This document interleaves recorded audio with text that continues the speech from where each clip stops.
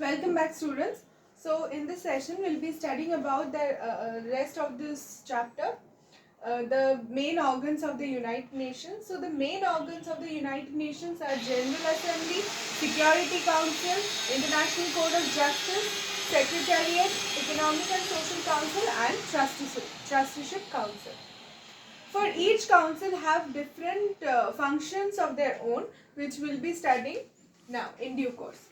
So first it is the General Assembly. So the General Assembly consists of all the members of UN.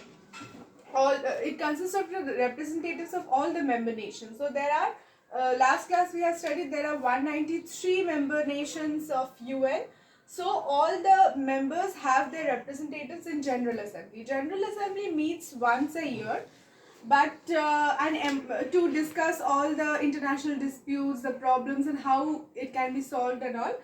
But if there is a need, if there is an emergency need, then it can also call for a meeting. All the nations can come together and call for another meeting in a year. Okay, so this is about the General Council. Go through the functions of the General Council. The functions basically settling of disputes, establishing peace and security, and checking whether the peacekeeping forces or the peace, the various policies or the various peace missions are being properly established and fulfilled or not. So all of this, checking the humanitarian issues, like checking whether the whether there is any injustice happening to the citizens of any particular country. So all of this are being checked by the General Assembly. You can go through the functions. Each and every functions are given in detail in your book. Okay. So and it also talks about the budget. So the funds which has been established, the funds which has been created, and how much the member nations have to provide for to keep on the membership, to allow the proper functioning of the United States. Everything is being discussed in this General Assembly. Now the Security Council. So Security Council consists of 15 members. So 10 members are non-permanent members and the 5 permanent members. So in UN there are 5 permanent members who were there while the United Nations has been created. So after the creation of United Nations, like while the United Nations was created, there were 5 founding members. So those founding members have become the permanent members of the UN. So the 5 permanent members of UN are US, UK, Russia, France, China. So these are the 5 founding members and permanent members of the United Nations. And the rest of the members of so these 5 permanent members are there in the Security Council, and there are 10 other members who are elected by the General Assembly.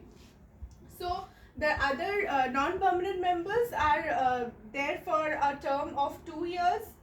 Yes, so these non-permanent members can take part in the discussions and passing of any bills or anything, any discussions that is happening in the Security Council.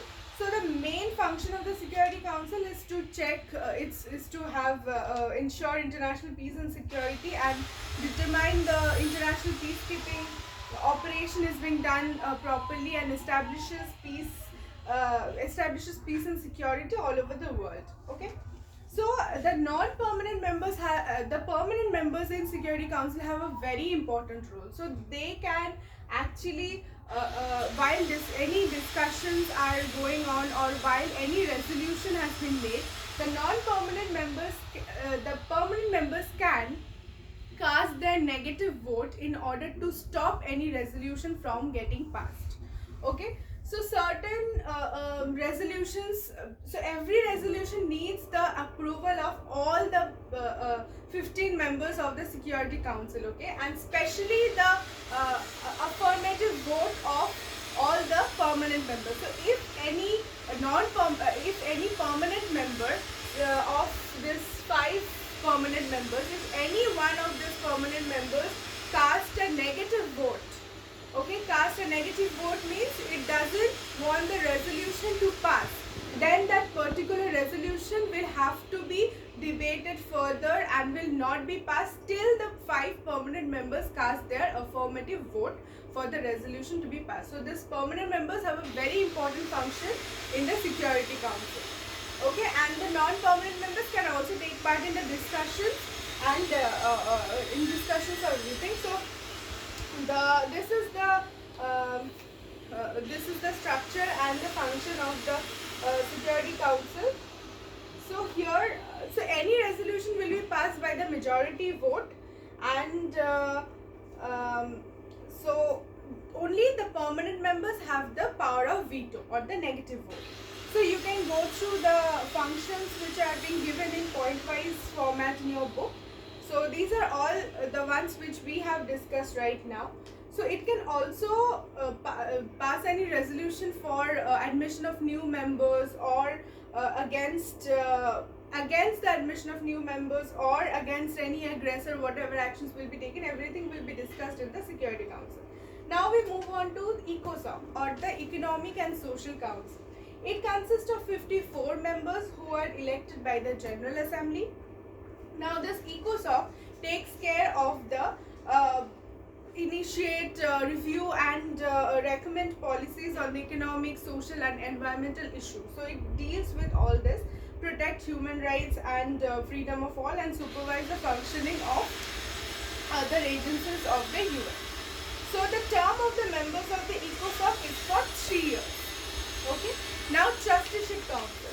So Trusteeship Council was established when UN was established in 1945 to take care of all those countries which were under any foreign rule or foreign domination. Okay. So basically all the Trusteeship Council took care of all the nations which were colonies of the other nations. Once they got independence and they got their constitution of their own, the Trusteeship Council will cease to exist, perform its duty, or will cease to take care of those particular nations, because now the nation will be independent and will take care of its own whatever administration and whatever is needed. So the Trusteeship Council, after it existed from 1945 to 1994, till all the countries got their independence and it ceased to exist. It exercises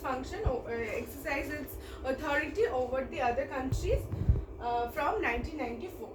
Now, International Court of Justice. So, International Court of Justice is a very important body of the UN. So, this International Court of Justice consists of 15 judges who are elected by the General Assembly and the Security Council. So both of these organs elect the 15 judges from different countries in ICJ, and the judges are elected for a term of 9 years. Okay, so what is the function of this? So it settles disputes, any territorial disputes, any disputes among 2 nations or 3 nations. It settles all this disputes according to international law or statute. So it takes care of the international law. Likewise, our Supreme Court takes care of the internal functions or the safeguards the constitutional international Indian law, the law of the state, law of the country. Similarly, ICJ takes care of the international law. It safeguards the international law and statute. So it also offers suggestions on legal questions referred to it by the other organs. Okay. Now Secretariat. So Secretariat, this Secretariat takes care, is the chief administrative organ. So it does all the administrative functions of UN, and it has a Secretary General which is appointed by the Supreme Court for which is appointed by the Security Council for a term of 5 years. So this Secretary General takes care of the whole administration process of the United Nations organization, and it works as per the charters and the mandates which had been followed while the time of in the time of establishment. And it also it has a huge number of staff members, because all the bodies, the staff members of all the bodies are also the staff members of Secretariat, and all the nations are also part of the Secretariat, and it organizes conferences, various treaties, and prepares various budget estimates. So this is the main function of the secretary. So these are the organs of the UN. Now there are other specialized agencies of UN which performs other specialized functions. So these is the administrative structure, and there are other specialized organs of UN as well. So I am erasing this.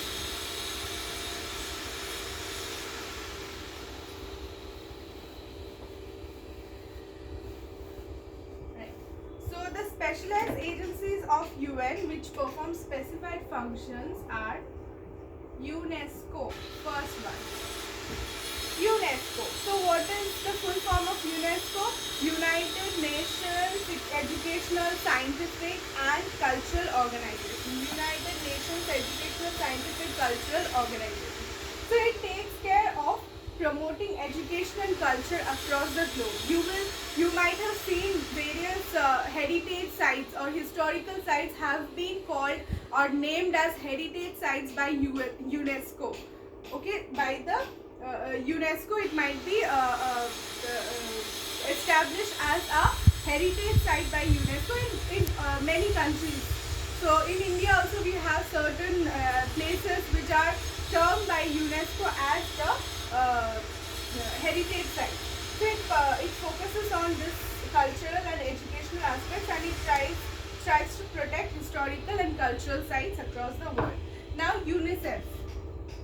UNICEF performs the function. UNICEF is United Nations Children's Fund. United Nations Children's Fund. So it provides long-term humanitarian and development assistance to the mothers and children. So it takes care of all the necessities of the mothers and children across the globe. Now WHO, WHO or WHO.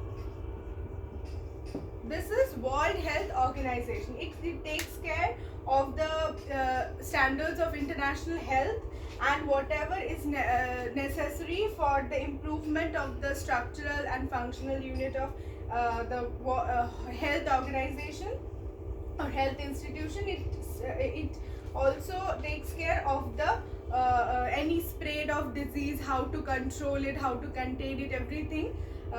It needs so every diseases or the various remedies to the diseases are being confirmed and also discussed by this WHO or World Health Organization. Now the rest are IMF or International Monetary Fund. So this takes care of the financial aid to the countries which are facing financial issues or financial crisis and which are in need, and also promotes international trade. Now FAO. It takes care of the food, and it is a food and agricultural organization, and it takes care of the countries which are suffering from extreme poverty and hunger. Its main aim is to freedom from hunger, and its motto is to let there be bread. So it takes care of the extreme hunger, poverty, everything which the countries are suffering, and it also provides assistance to those countries. Now ILO. ILO is International Labour Organization. It takes care of the improvement of conditions of people and the labour, and it tries to sort out problems among the governments, employers, and the workers of the nation. So it takes care of the labour or the people who are employed uh, throughout the nation or throughout the world. So achievements of UN, the first and the foremost achievements, there are many peacekeeping forces who have taken good initiatives and stopped certain problems or certain wars. But the main thing is that it has prevented the world from getting into the danger of another world war. So this is one of the best achievements, and there are few other achievements also.